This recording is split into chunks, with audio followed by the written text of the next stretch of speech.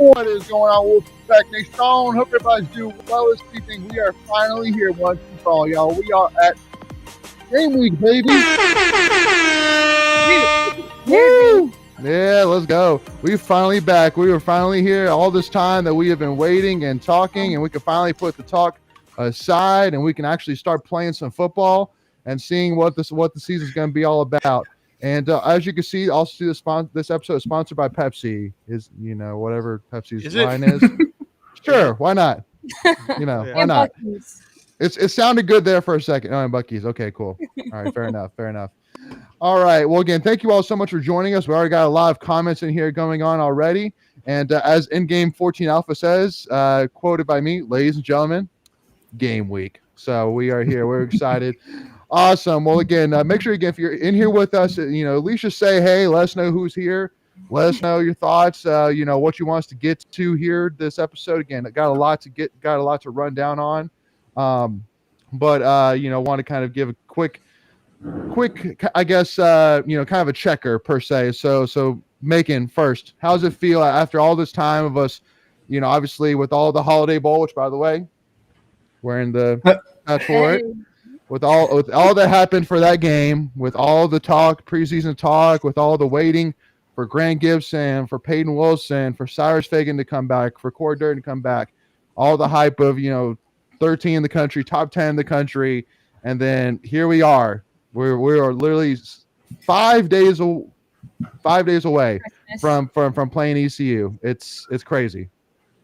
I mean, it's about time, man. It's about time. Like I felt like in some ways this offseason, it felt like it didn't feel like it was any different from offseason. Like I felt like how long it lasted, but I'll tell you, man, with the hype and the expectation, the last 50 days, I felt like we're like, oh my gosh, just get us there. I want to race season football. So getting a taste of it this past weekend was nice, but man, I am so ready to go play and see these. Well, I'm going to go see the guys play. I should say that it's about time is my thought. Yep. And we'll use Macon's favorite sound effect here. Football being back, baby. So then obviously we are missing one tonight. We are missing Greg, even though he would love to be here with us. He is for me, missing who? Yeah. We're not missing anybody. What are you talking about? Yeah. No, he's feeling a little bit under the weather. So instead of coughing in his microphone the entire night, he just figured that he would jump into the chat, and you can see him there at the top already. But with that being said, though, so we'll kind of jump right into it here with our weekly rewind, and then we'll jump into football here. So with that being said, here we go.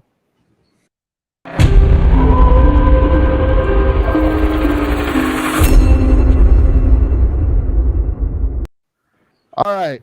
So before we jump into some football, I want to give a quick shout out here for 2 seconds here to two big sports that definitely need a quick shout out. First of all, the women's tennis. Obviously, everybody knows women's tennis has been to 2 straight Final Fours, which is definitely a program changer for sure. And then the biggest news here today is they actually signed another prospect who was actually the number 2 ranked ITF junior prospect in the country, in the world. I don't know. Wow. I'm not exactly sure how this works, but her name is Diana, and she is from Russia, and she is the highest ranked signee in program history. So basically, imagine for football getting the highest signed 5-star prospect that football's ever got. That's what women's tennis has.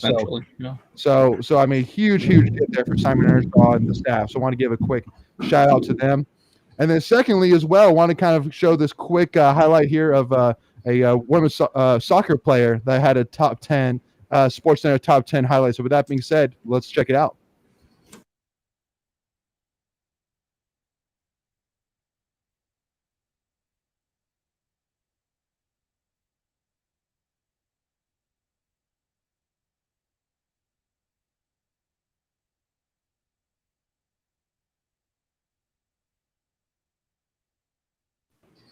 Woo. So obviously, I got to give a shout out to Jamise Joseph, who actually won National Player of the Week. Obviously, first of all, having that highlight of a play against Campbell, and Yeah, Greg. Sorry, Greg's comment threw me off. But anyway, and then on top of it too, having another goal as well in the game last week. So the girls have started off 3-0-1, so technically still undefeated, while also facing a top 15 team in Georgetown as well, and actually tying them. So again, I mean, huge right now. What's going on within all of fall sports? And obviously, got to give a little bit of shout out as well to women's volleyball as well. Who started off season 2-1, if I'm not mistaken, Michael. They only lost to Kansas State 3-1. They actually might have gone 3-1. Only loss was to Kansas State, so they've got off to a hot start, and also men's soccer got off to a hot start as well, winning their first game. So huge shout out to them. Again, looking forward to seeing what happens with fall. Now adding on to football. So with that being said, now that we've given a shout out to some of these notable honorees, we want to get to the big stuff. So with that being said, we'll drop on over here to Tuffy's tweets of the week. So with that being said, here we go.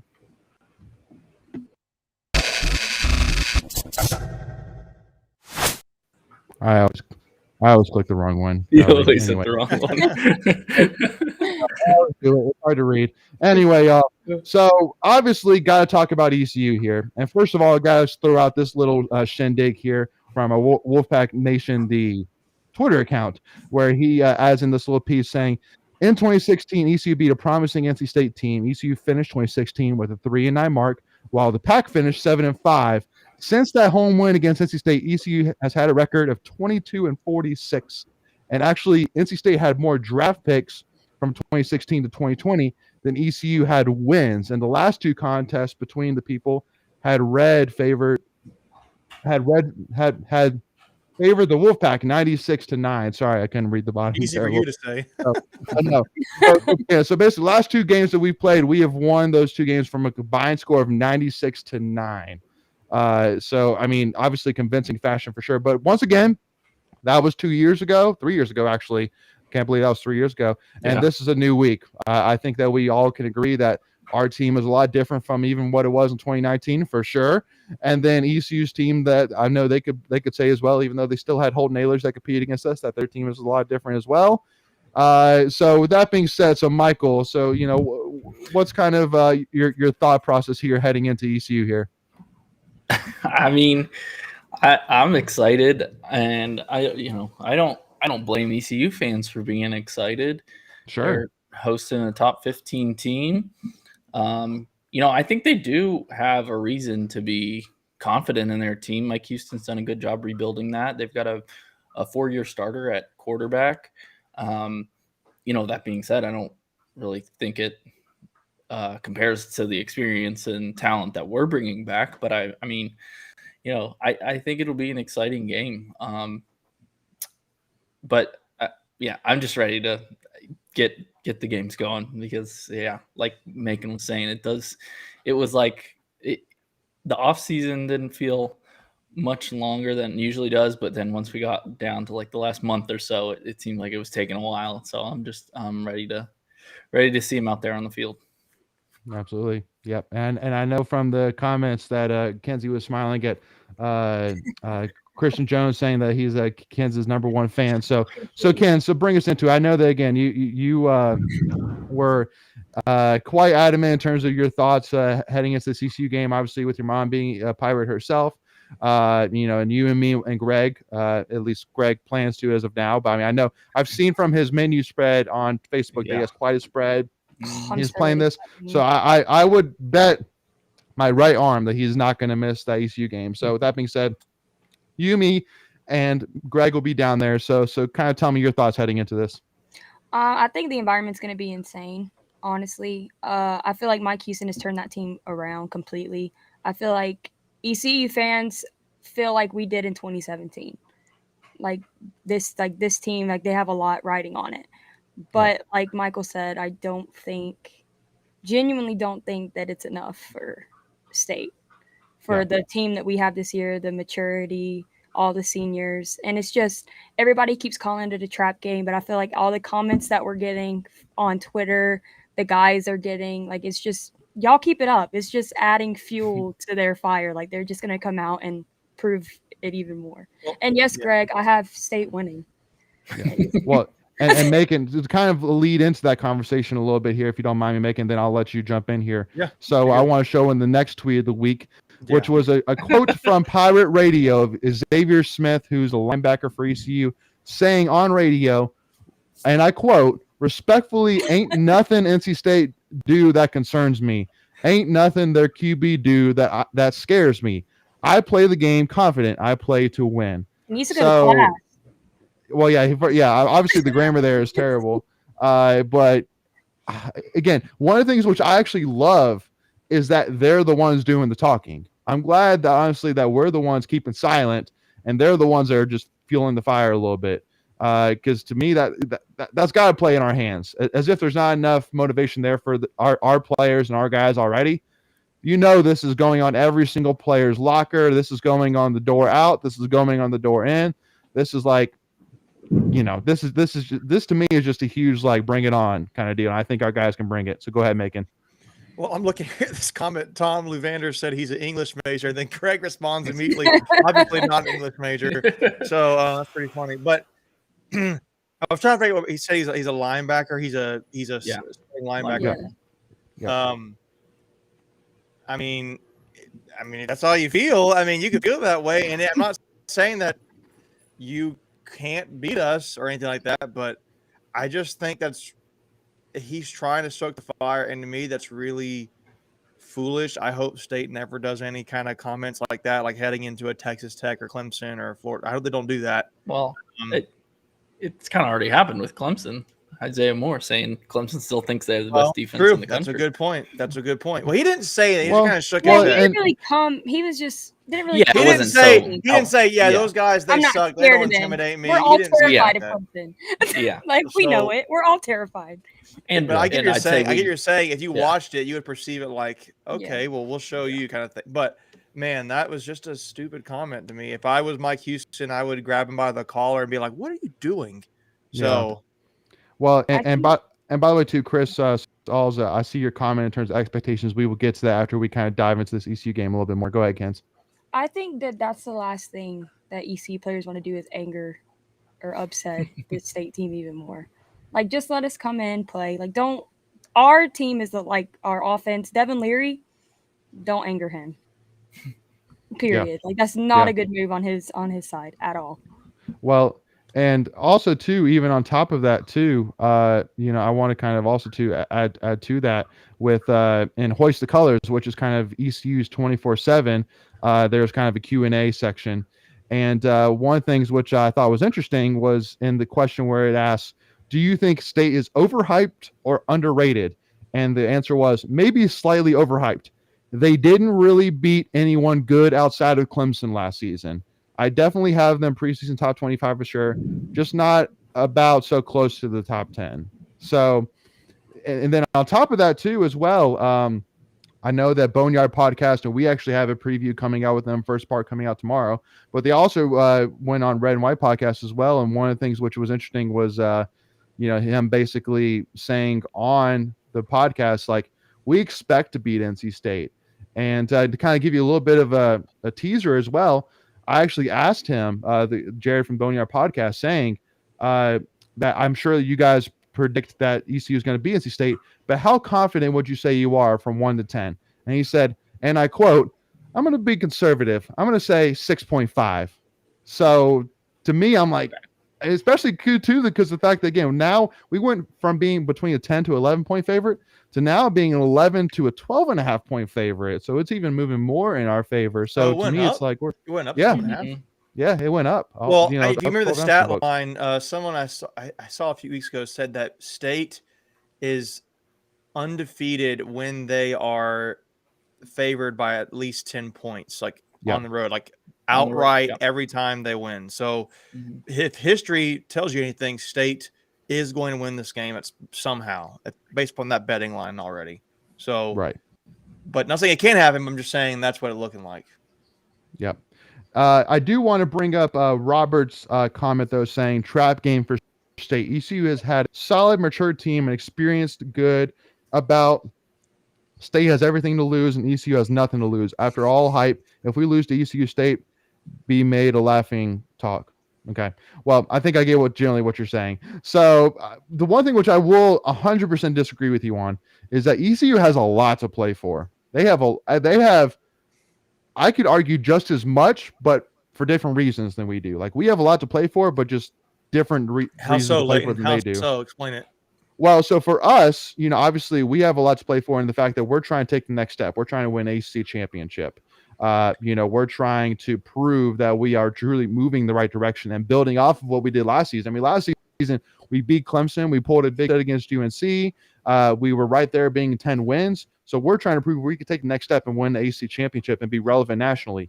ECU is just trying to prove that they are back in contention within, first of all, mainly their own conference, but also too the fact that, again, they're trying to be sold on Mike Houston. I think ECU fans believe in Mike Houston, and I would definitely say too, Mike Houston is a great coach. I think ECU needs to give him time, but also, I mean, just they need to finally take that next step because again, they had a lot of close losses last year, but they were bowl eligible, and also too with the fact that they have a senior Holt Nailers who, he said the Boneyard podcast guy said can arguably be one of the best quarterbacks that ECU's ever had. So they've got to end his career with at least a respectable record for sure. Not just being bowl eligible, but being right there in the middle of the conference. So that's kind of what my reason is, that they have a lot to play for, but we do as well. Go ahead. Yeah, no, I just saw this put in perspective, and but I saw a tweet somebody put out. Was it an Instagram page? Like it was a Wolfpack Zone or somebody like that. That was an interesting stat that show you the difference in the programs right now. Said that NC State has more draft picks in the last year than ECU has wins. Yeah, I read that. I think it's like 5 years, something like that. So, yep. Look, if they win, they win. It'd be like losing Appalachian State or whatever. It might be a little worse, actually. It would definitely be worse. But it would be But my thing is, though, I don't feel worried about this game. I mean, a little bit, because it's like, okay, hey, we talked about this earlier in the summer. This is like a litmus test, in my opinion, for the rest of the season in a way for us. So how you handle this game going into week one with the expectation, if you can go out there and throttle ECU, man, what would that say about NC State? That would be really good. I think it would give the fan base a lot of confidence. It's going to give the team a lot of confidence. So hopefully that happens. We talked this again, going out there and punching in the mouth. That's what you have to do when you're a road team. So, Yep. Well, and again, too, the other point being, and actually, you know what, Michael, go ahead. I've talked enough. Go ahead, Michael. I was just going to say, your point about we have a lot to play for, we do, but if you're saying that's the ACC championship, technically this game doesn't really matter in that respect. I mean, it doesn't. If we lose, technically, it doesn't bode well for our chances. But at the end of the day, it's not a conference loss, so we still have everything to play for, even if we do lose this game. So. Well, and because I said two things. I said not only that we can compete for can win ACC championship, but also compete nationally. If we lose to ECU after getting tied for our highest preseason ranking ever, that's immediately right there. Like, no, they can't handle it nationally. They can't handle it. I agree. So, but anyway, Ken's, anything to add to that? Mm-mm. Yeah. Well, and the one thing which I do, the one thing which I do want to say though is once again, I don't want to speak it. He starts off saying trap game, and once again, it depends on what your definition of trap game is. Nobody has the same definition of trap game, but to me, again, a trap game is basically a game that you're looking past to look to another game. There's no state fan, there's no state player, there's no state, and because one thing what I want to bring up as well is obviously. In our thumbnails from our season predictions, we had a lot of people saying, focus one game at a time, focus on ECU. First of all, I will say there's no NC State player out there looking at our thumbnail and going, oh yeah, they're so right. I should totally look past ECU. Like, no, but at the end of the day, again, we are asking, what? Great point. Let's not care. Great point. Let's look past ECU. Like, no, there's no state player. There's no state coach. And even us, we're not looking past ECU by any means. Keep in mind, state fan will look past ECU. No, absolutely not. No state fan is, and not us either. I hate playing. Exactly. Me too. So exactly. So I mean, just keep in mind that there's nobody looking past it, and all that the thumbnails were was basically just to highlight a main point of the conversation we're about to have during those 4 games that we were breaking down. So I want to kind of add that little bit of tidbit in there right there. But also too, I want to add in here as well one interesting piece that we learned today, because for those who don't know, today both teams were supposed to release the depth charts for both sides. ECU, at least from my understanding, declined to release until tomorrow. So State responded by saying NC State will release the depth chart on Tuesday, the same day ECU will be releasing its depth chart per Inside Pack Sports. Excuse me. So to me, it's a little bit of a mind game going on right now, which I like. Again, it's kind of it's a chess game right now, and obviously us deciding to not release our depth chart until they release their depth chart, that's definitely a mind game there for sure.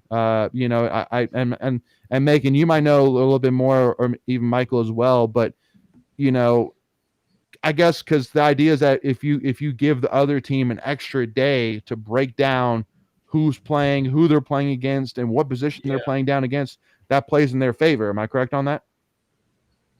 I mean, it's an extra day to prepare.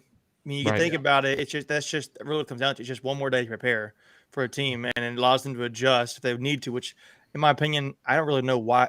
I don't foresee a team totally adjusting off of one day of that. I mean, if you know who your best players are, you should play your best players. So I just think it's preparing for the team that week mentally. So getting guys ready. So or it's one less day for you to know who they're starting. So that's the reason why. I don't think it would matter otherwise much, but yeah. I don't know. I don't think it's that big of a deal personally.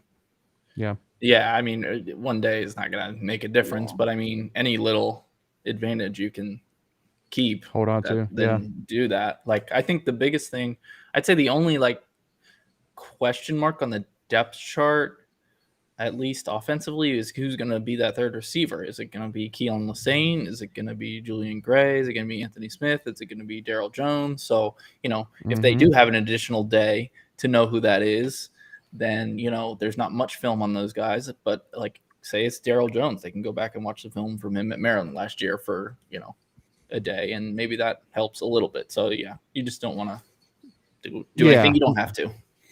Now, the one I do want to highlight this a couple of comments here. First one here coming in from Will Pryor saying it is a precedent-setting game, just like Macon was saying, as we need to set the tone for the season. Absolutely, and especially too, because like Coach Dorn was saying today, is that if we are going to, like, for example, if we're going to beat Clemson at Clemson in such a tough environment as Death Valley, we honestly, it's kind of a benefit to us that we are playing at ECU, because it kind of gives us that taste of what it's going to be like playing in a very, very hostile environment. So that's kind of big thing there. And Tom as well adds in saying conditioning will be a big part of this game. It's going to be hot at 12 p.m., 89 to 90 degrees. And I've even seen as well, there was like some throwouts of like rain and thunderstorms and stuff like that. But, you know, I think that's kind of started to kind of go away a little bit more, but it started to get slightly hotter. It was like high of like 85, but it's kind of slowly gotten higher and higher there. But, you know, either way, again, just give me football. And honestly, you know, Right. I'm I fine. prefer no rain, obviously, because I want Devin Leary to throw the ball, but, you know, we'll take football either way. So, and then I also want to highlight as well, I lost your comment. Oh, okay. So J.R. Lewis 02 asked the question, would you at least have an idea of who is starting? Now, the one question which I do want to ask, you making this first, is, you know, whether they announce Julian Gray as a starter at the wide receiver 3 or Daryl Jones or whoever it is, it doesn't really matter too much, right? I mean, like, no matter what, I mean, it's not like whichever 3 you pick, that's the only 3 you can use for the whole game. I mean, they're going to move them around as needed. So it's not really a huge deal necessarily who they put as wide receiver 3, correct? No, I mean, I think you already heard what the wide receiver 3, the top 3 receivers are going to be. It's going to be Carter, Thomas, and probably Lassane. It's probably going to be those 3 guys. I think the more important thing right now is, well, I think there's 2 things here. The fact that Julian Gray, he's already at the presser said Julian Gray is the punt returner, I believe it was. That's pretty significant. I mean, he's the guy who's never played a down at NC State and or much, and he's or is it kick returner, whatever it is? I would Or- assume he'd be returner. the kick returner because Kick Thayer's got They, points, oh, yeah. duh. Kick Well, kick returner. returner. Regardless, my point is the fact that he's already been announced that he hasn't played a game and he's going to have that much responsibility there shows to me he is dynamic with the ball, because they wouldn't give somebody the potential to be a kick returner if they weren't just absolutely dynamic. Right. And this is not him running routes either. This is him just running through the field, using his vision and speed and athleticism to make a play down the field. So I imagine if he continues to grow and get game experience, which it sounds like that's all he really needs at this point, you could see him compete, I imagine, with Lassane at that third spot. Sure. I really think that's really telling for NC State. That's a big positive for NC State, in my opinion, already. If he's already come out, yep, he's the guy. But then I think another thing, too, that's been missed is we've highlighted Devin Carter and Thayer Thomas at the receivers. But the fact that Keon Lassane has been quietly the solid number 3 this whole time, that should be a positive for State. I don't mean there's a lot of depth there with rooks. We just talked about Gray as a freshman. Yeah. I know Doran has mentioned who'd you say there? Daryl Jones. Jones, the grad transfer came in. I know Doran's, you mentioned the other freshman receiver that nobody's really talking about, and I don't expect you to see him much. Jalen Coit, Coit, And Anthony Smith. Yeah. Even better. That's an even bigger one. Yeah. So the fact that Lassane has kind of solidified that wide receiver 3 spot going into this season, it doesn't seem like it's murky. It just seems like, okay, that's his to lose. And that should be a pretty good thing for NC State fans as well. I think the question is, can one of these 3 guys be explosive and take the top off the defense? Yep. And that I don't know about. I believe you're going to see Devin Carter be the deep threat guy, like it was last year.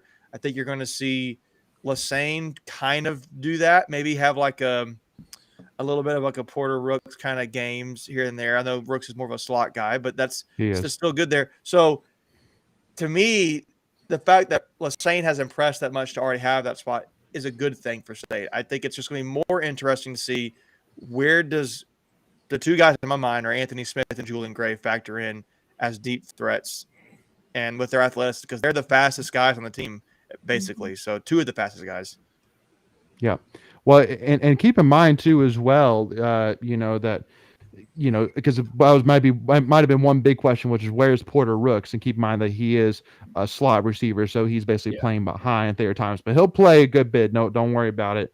But just like you were saying, like if we can have another guy that can break out, as the receiver on the opposite side from Devin Carter, that all but plays well into the hands of NC State. To be able to really spread the field, to get defenses to really pay attention to the guy on the opposite side of the field from Devin Carter. Again, just it plays even more in the hands. And honestly, to me, I think this game is going to be huge for the running back spot. Honestly, coming from fall camp, I'm not even worried about anything about him.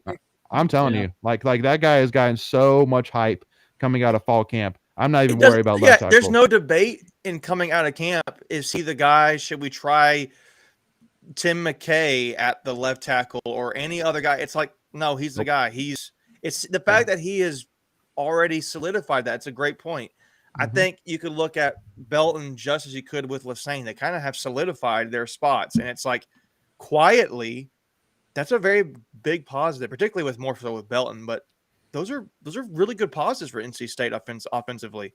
The fact that Jordan Houston has not lost the running back spot. I mean, like he is the guy. I mean, he's proven that over the last few years. But similar kind of thing. It's a good positive, and it's been kind of quiet about it. Yep. Well, and because keep in mind that again, I mean, you still got Trent Penix that is a running back, wide receiver, tight end. Swiss Army knife. He's in everything. Yeah, exactly. Samuel, he'll do whatever. He's in everything. So, and then again, I mean, Doran mentioned a bunch of guys, that can really jump in there, running back, Dover Mims, Demi Simo, you name it. So to me, it's like if we could just have somebody that can be efficient and step up and really help Houston in the backfield. That to me, that's really going to be the position I'm actually watching, really, because I'm not worried about defense as long as I'm knocking on wood here. Everybody stays upright. I'm not even gonna say the word, but as long as everybody stays upright, then I'm not worried about defense at all. I'm not worried about whatsoever. Only thing I'm paying attention to is the run game. Can we be efficient in the run game? Do we have to? Are we able to finally put the ball outside of Devin Leary's hands a little bit, just to help him out? Not necessarily saying that I'm worried about Devin Leary, but just help him out a little bit. That's all I'm saying. And even like maybe do we see some draw action this year? Like we don't necessarily run a lot of draw plays, but maybe we do this year, especially with a smaller running back like Jordan Houston, get him to hide behind the offensive line and squeeze on through. So, and then also too, Greg brings us a great point as well in terms of I want to see how the running backs do with pass protection. Another great point there as well. Oh yeah, that comment that Doran said the end game just put that made me excited. Well, and that's huge. It also made me knock on wood like crazy. Sure, but again, that's the thing which is crazy to me is that this is literally the most experienced team Doran's had. This is the most talented team Doran's had. This is also the most mature team that he's had. And now, on top of it, knock on wood, this has also been the most healthiest his team has been coming out of fall camp. So that's what we're saying is that once again, all the stars are aligning. Now, we're not necessarily saying anything on top of that, but we are just saying this is a perfect situation for Doran right now. Chuck Amato agrees with me about going 12-0. He did. That's a good company to be in going into the season. I got excited about that statement.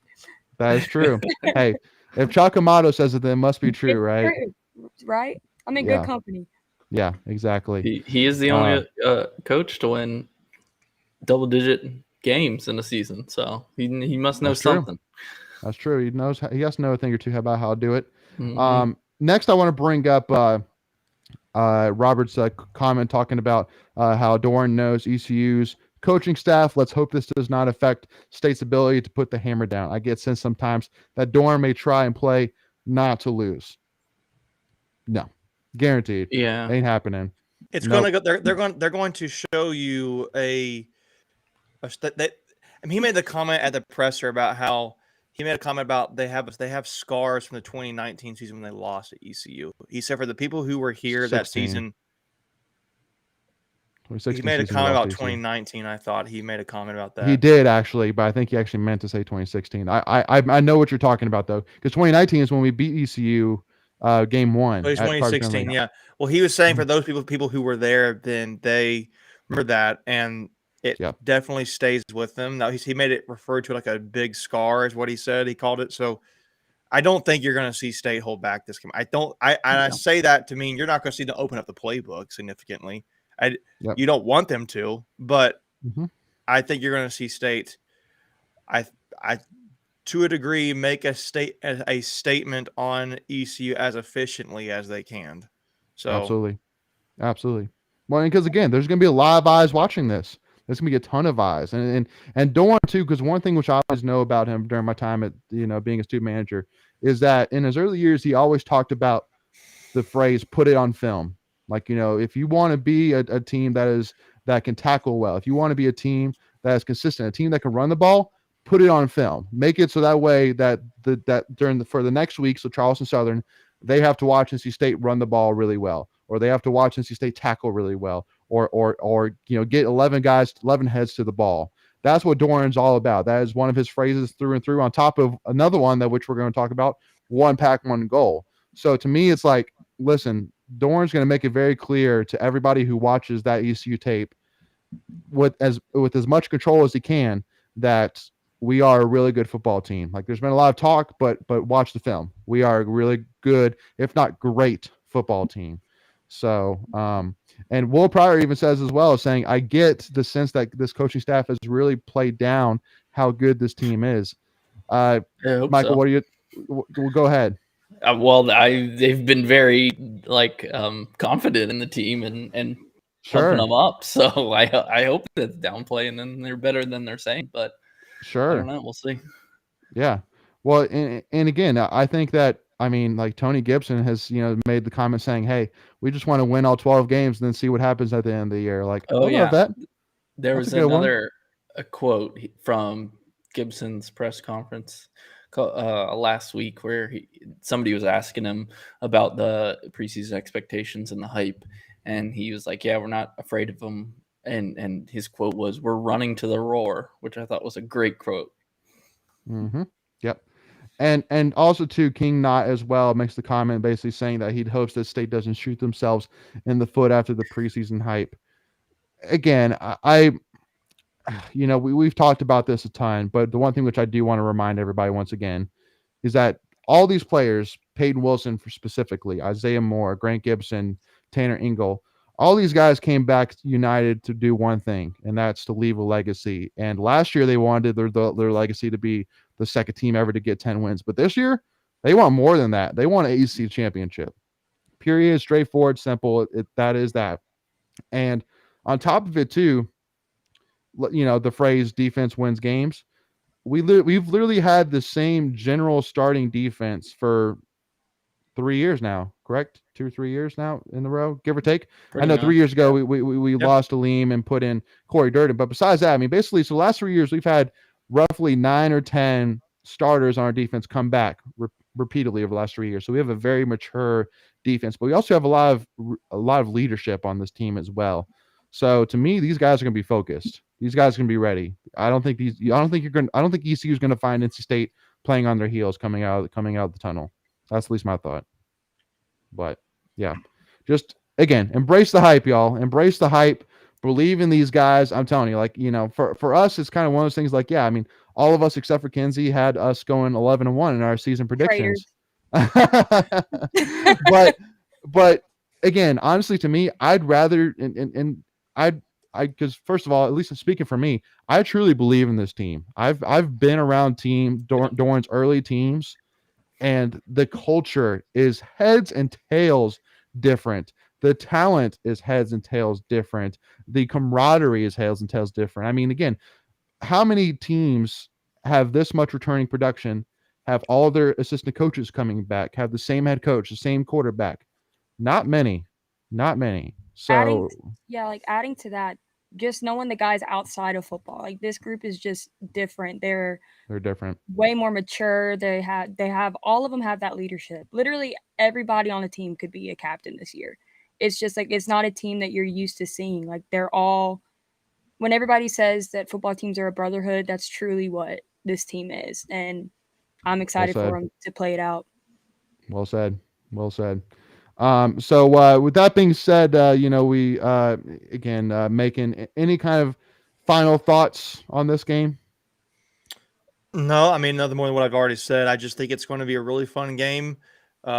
Yeah, there's going to be some nerves on both sides. I think State fans, if you can go, be there. It's going to help ease the team. I think help them settle into the game. And I do expect there to be a good amount of red there, even though I personally won't be there. But my brother will. So that'll be cool. But I think it's going to be a good game.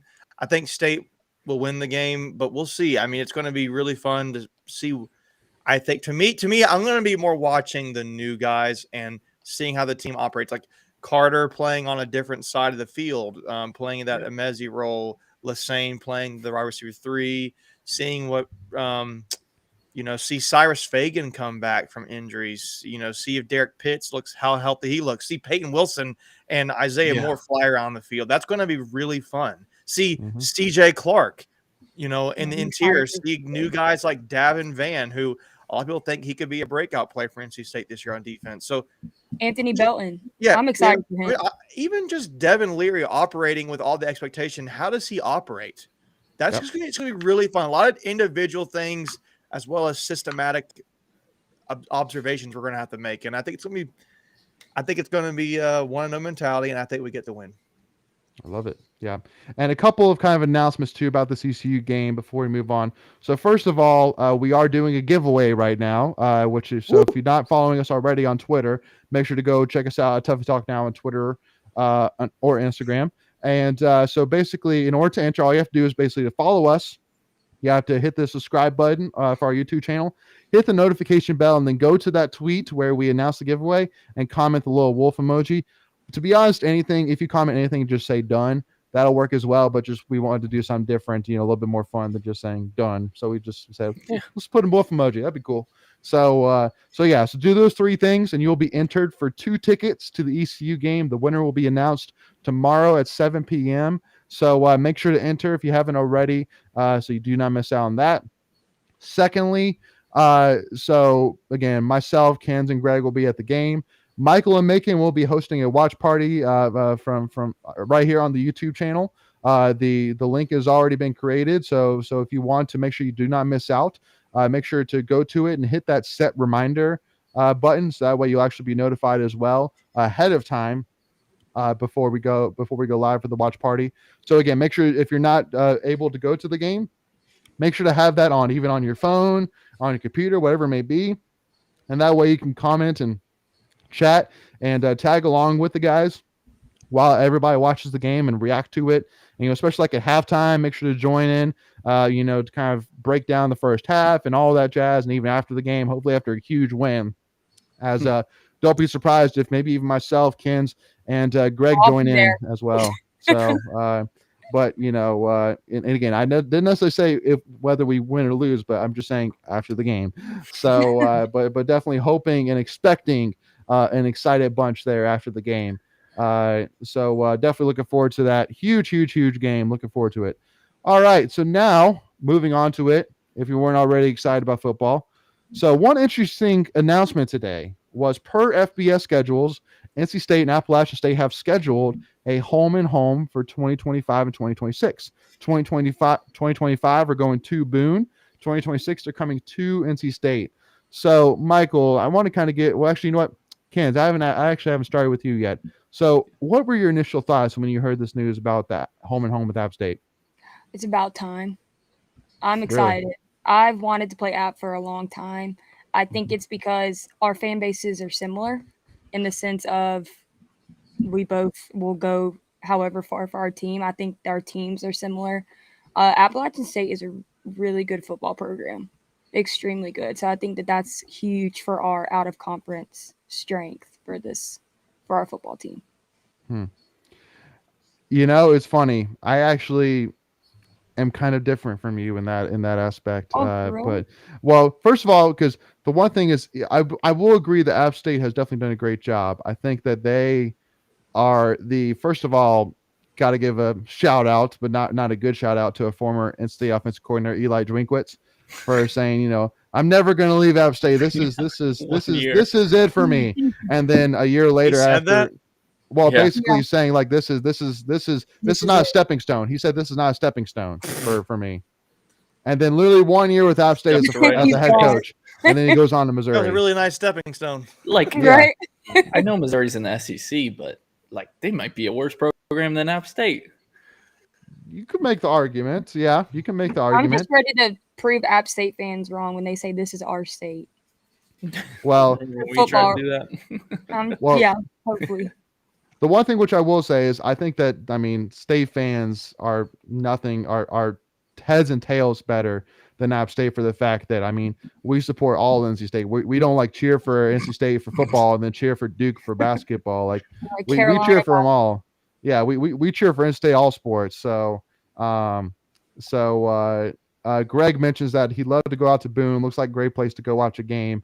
Yeah. But that's the other thing as well that kind of bugs me is I think it was Big Game Boomer putting out there that App State had the best college football stadium in the state of North Carolina. And I get it's a beautiful area. Yeah, it's in the mountains. But the stadium itself, come on. No, it's 30,000 people. Yeah. Well, and yeah. No, it's come on. And especially I would argue now with the Tuffy's Terrace and having that awesome mural on the front of it, that takes up a notch. And on top of it, now we made it bigger where we have all of the food trucks as well. Here's my thing. I think it's a similar situation with ECU.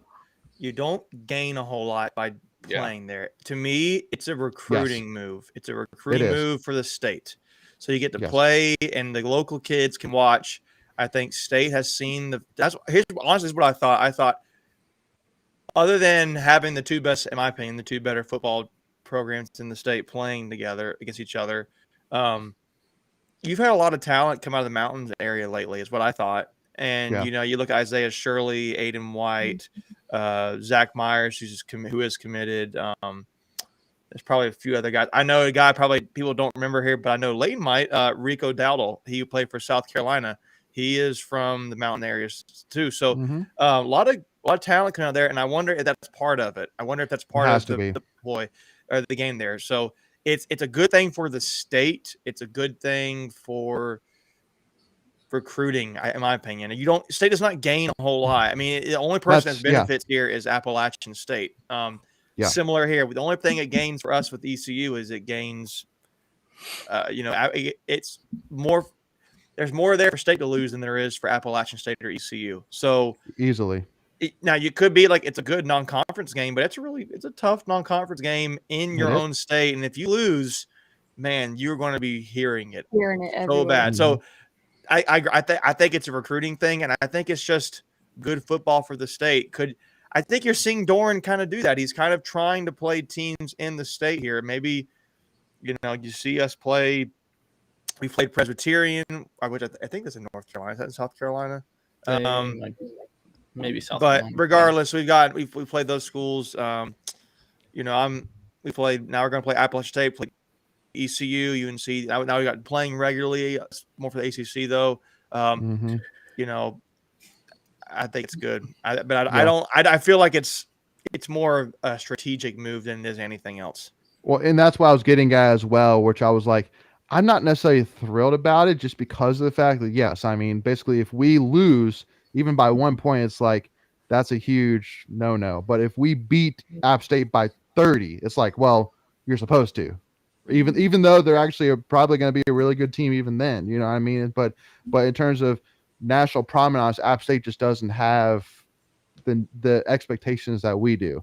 So, but, and again, I'm talking about from a national level, but again, I think that it's definitely a great from recruiting tool. Just like I think in 2026, 2027, something like that, we're also supposed to play Charlotte at Charlotte, which that's an interesting game for sure. Cause Charlotte has maybe a 20,000 person stadium. Maybe. I mean, it's pretty small. Yeah. So, I'm interested to see how NC State fills that stadium out, but that's recruiting. That's to go get Doran and NC State, get his team in front of some Charlotte recruits. Yeah. So that's what that's all about. But also too, Greg brings up an interesting point saying it's interesting that it's a 1-for-1 series and not a 2-for-1 like we did with ECU. I mean, I'm not necessarily sure at what goes into those conversations, but I honestly couldn't really honestly speak about that too much. But Greg also says that Presbyterian's an SC, by the way. So clarification on that. Yeah, I thought it was once I started talking about it. Yeah. So, but yeah, now because the one interesting scenario which happened back in 2015 was when we played South Alabama and at ODU in back-to-back games in games 3 and 4. I still remember both those games. And to me, that was still a big head scratcher. We're like, why did we play those guys? Like ODU, I get because it's Virginia, but South Alabama. It's like, what was the point of us playing South There's Alabama? no reason we ever should have gone to South Alabama. The only difference, Troy. Remember how we played Troy? Yeah. Well, at least we didn't play at Troy though. That's I know we bought out of though. that one, but still, it's that kind of thing. It's like, why? Yeah. Right.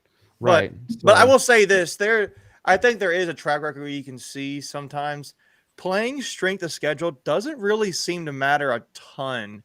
I don't think as much as people think it does when it comes to national stuff. I mean, like Cincinnati played nobody last year and made it to the playoffs. They went undefeated, but they played nobody really. So yeah, like there's no way you can. In no argument is the AAC schedule comparable to any of the SEC or the Big Ten or the ACC. And it's just like, so just win. That's what you got to do. Exactly. All right. So, in a game also says, why did we play Ball State? That to this day is the single most mad I've ever been at Carter Friendly. Well, again, a home game is different because, a lot of teams, like, for example, Auburn, they're playing like San Jose State at home. Like, a lot of teams have cupcakes at home, to kind of get the juices flowing, get everybody rolling. Like, we're playing UConn, and we're playing Charleston Southern, and who's playing now without their quarterback that we have and their lead rusher that we have. So, again, it's not a huge deal. Just like Macon was saying. I mean, again, I think we've kind of, have kicked that horse enough. So now moving on to one of the coolest things to see on Twitter this week, which was having former NC State alum and NFL Hall of Famer Bill Cowher at practice to speak some words to NC State. Now, the one thing which I am still upset about is that nobody from NC State football has released that speech yet, because I would pay money. I would pay money to hear or watch that speech for sure. Watch the famous Chen himself, and one of the best linebackers to play at NC State speak to a team that also has probably a few, maybe NC State's greatest linebackers on the team as well. Go ahead, Michael. Just a fun fact about Cowher is he has the 2 of the top 3 leading tackles in a season in NC State history, 190 something and then 170 something, which is crazy. Because if you get like 100 tackles in a season nowadays, that's like a very, very good season. Like you're talking about like first team all ACC. Like Dre Thomas had 99 tackles last year and was first team all ACC. Like Cowher had 190 and 170 in 2 separate seasons. That's crazy. Now I do want to soon about that video coming out. And is Christian with our media team? That's Mike's brother. Oh, Mike Jones. Oh, cool. Yeah. Cool. I cool love deal. Christian. Okay, cool. Appreciate that heads he up, doesn't like Christian. to be called Mike's brother. That's Christian. One and only Christian Jones. I Let me say that before I get a text message real quick. Yeah. And also too, Greg also pointed out to you, Michael, that they played less games back then than they do now as well. So even more. They did run the ball more though, so that's also a factor too. It's like 80% run plays, but still, yeah. True. Good point. But I think it's kind of interesting, because a lot of people might think, it's not a big, it's not really that big of a deal that we had Bill Cowher come. It's a speaker, it's an State alumni come to talk to us. But I mean, a guy that's as well known, and again, is an NFL Hall of Famer, a guy that is nationally known, if not worldwide known, as one of, that could be up there as, one of the greatest NFL coaches, of time as well. And then also too, being one of the greatest NC State linebackers that I've ever played. To me, a guy like that with that resume coming to talk to this team a couple of weeks before starting this journey of this 13, 15 week journey that NC State's about to go on. To me, it's not it's there for a reason. It's not just, by luck per se. I think it was chosen for a reason. Yeah, with Bill Cowher there, it's just cool. I don't know. I'm not going to draw too much conclusion out of it. I just think it's a good thing culturally to have alums come back, especially some guys who have play the NFL and become Hall of Famers, won Super Bowls. So, I just really think that's all that really matters to me. That's what's important here. You're helping breed culture. Guys like Bill Cowher still want to come back. If that's the case. If maybe we paid him to come back, but I don't think that's the case. I mean, Chuck Amato still wants to be around. Phillip Rivers still talks about State. Russell Wilson still talks about State. So things like that, I think, are just really invaluable for the program more than anything. Absolutely. Yeah. Well, and again, I mean, especially a guy like Bill Cowher that, at least to my knowledge, and I think to most State fans' knowledge, that he hasn't necessarily been around NC State really that much. He hasn't really mentioned NC State that much. But for him to be back, I think says a lot. To the fans, to the program, even to the players as well, just to kind of remind them, what they're playing for here. And I think Tremaine Stevens said it best, who's a former State running back. I still remember one of his famous lines from his speech that he gave to the team, saying, "If y'all lose, I have a bad week. If y'all win, then my week goes nice and smooth." It goes way beyond the players in that room. It goes way beyond even the fans, that cheer for State. It goes to the alumni. It goes to everybody. Everybody who's ever worn or represented NC State. It hits all of them. Now, the one thing which I do think is funny is that Big Game Boomer's tweet some time ago about how many percentage, was the percentage of NC State fans that went to NC State. And it was like 65% or something like that, or even probably less than that. And it's like, and I think Josh Goodson said what we all thought, which was, if you are a bandwagon NC State fan, then what are you thinking? Like, you Get know, some like help. why would you pick NC State to jump on the bandwagon with, or bandwagon? Bandwagon. Bandwagon. Look at that bandwagon. I love me some bandwagon. Bandwagon with, you know, like that I think that was pretty much it for me. But Yeah. you know, And again, we'll I see. mean, as most of his lists are, those numbers were completely made up. But it was still gotta be. funny. Yeah. It's got to be. All right. So now I wanted to kind of jump on two other main things here before we wrap this thing up. So first of all, wanted to give a shout out here. Hold on. I just want to make sure I have to bring up the right one here. I want to give a shout out to Jacoby Brissett, who is going to be the starting quarterback for the Browns for at least the first 11 games. And his famous quote that rang all throughout the NFL when asked, how tough is it going to be for him to basically not be Deshaun Watson? And he responds by saying, "It's very easy for me to not be Deshaun." And like, I don't know why. Yeah, go ahead. That guy teed that question up for him. It was just like softball. He could crank that out of there, and it was a stupid question. It was just a stupid question. It makes no sense. Yeah. Well, I mean, I get what he's getting at, being like, you know, how do you kind of move? How do you basically separate yourself so that way fans don't put the expectations on you that they have for Deshaun Watson? Right. But he'd said it terribly. And it's like, no, Jacoby Brissett's not Deshaun Watson. So, but yeah, no, again, just want to give a shout out to Jacoby, first of all, for that banger of a quote there. And then also too, I mean, obviously, you know, wish him and all NC State players out there good luck this season. I mean, obviously, Naeem Hines, I think, is going to be a guy that's going to be seeing a lot more this year. You know, Jacoby Myers is still killing it with the Patriots, and Tooney still doing his thing with the Chiefs. BJ Hill with the Bengals, and Pratt as well.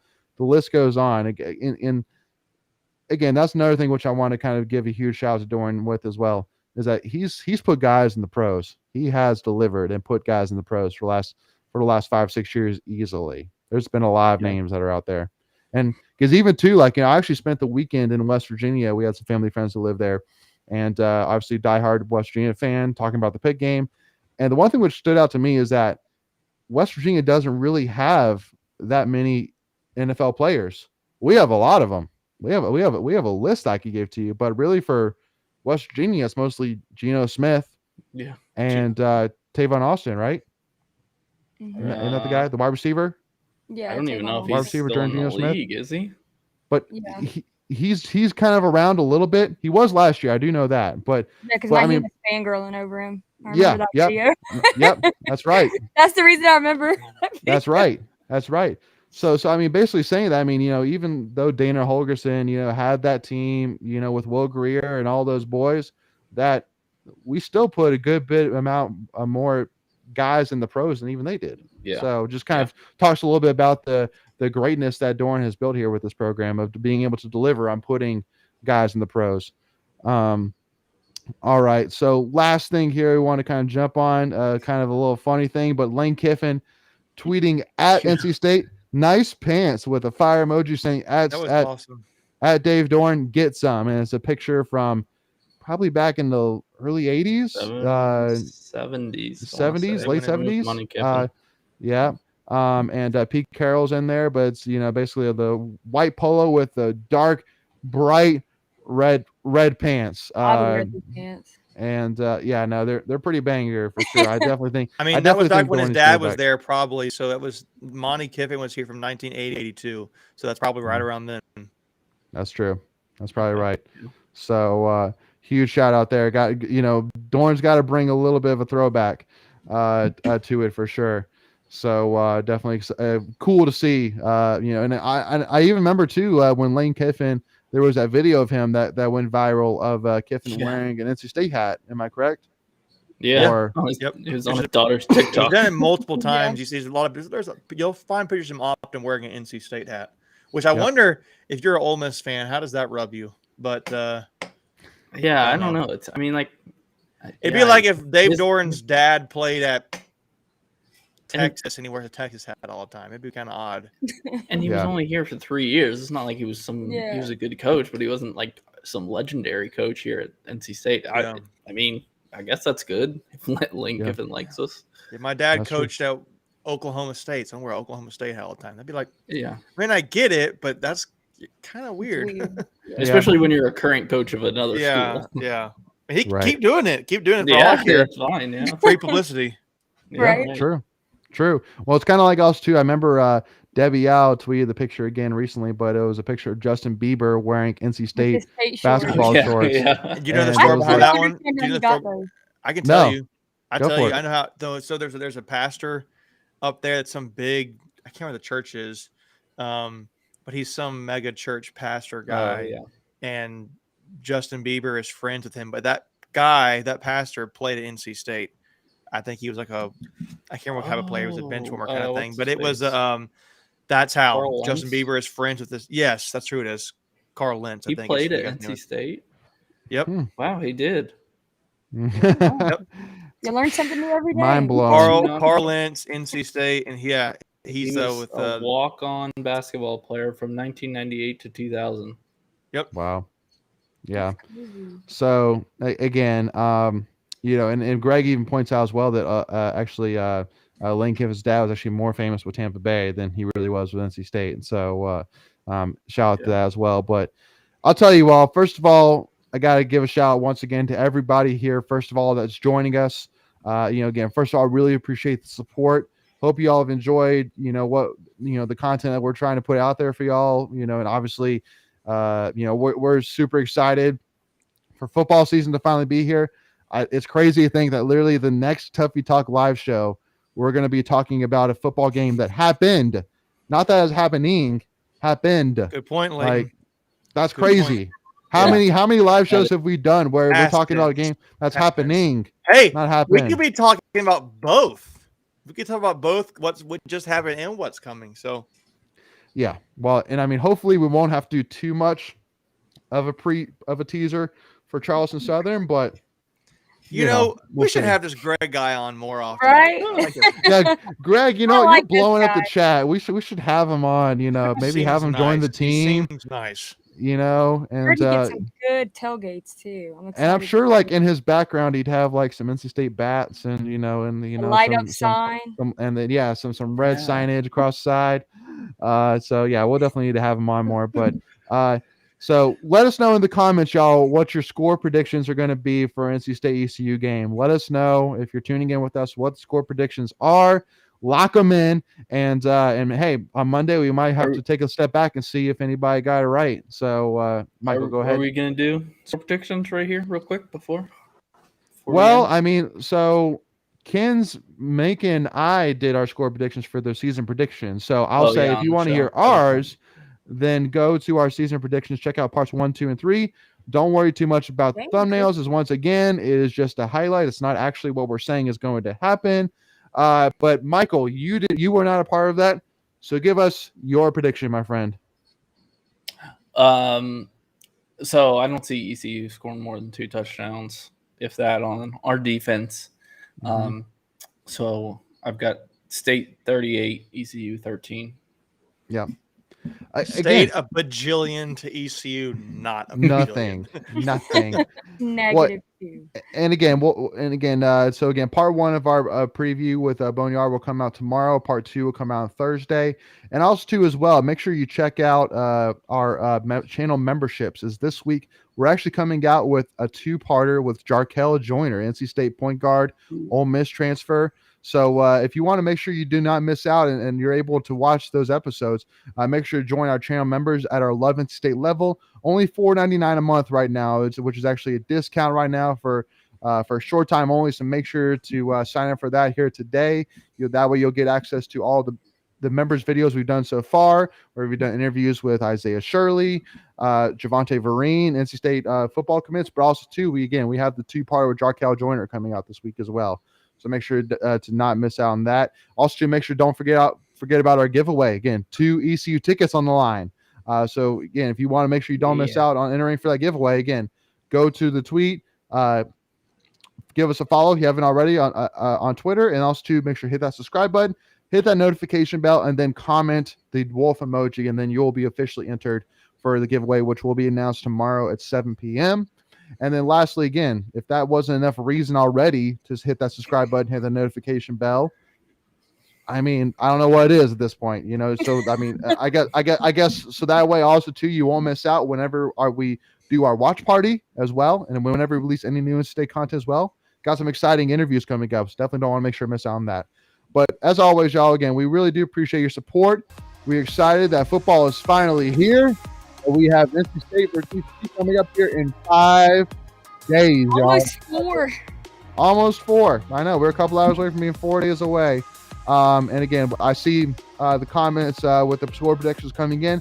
Keep on sending them, y'all. If you haven't already, send us your score predictions, and we'll talk about them more next week. But with that being said, thank you all so much for tuning in. As always, go Pack, y'all. We'll see y'all soon.